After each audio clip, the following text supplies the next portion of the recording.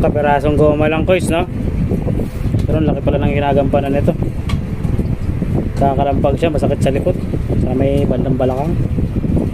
Tapos pagka nakaapak yung paa mo sa footboard, mararamdaman mo siya na yung kalampag niya nandun na nagagaling sa gitna.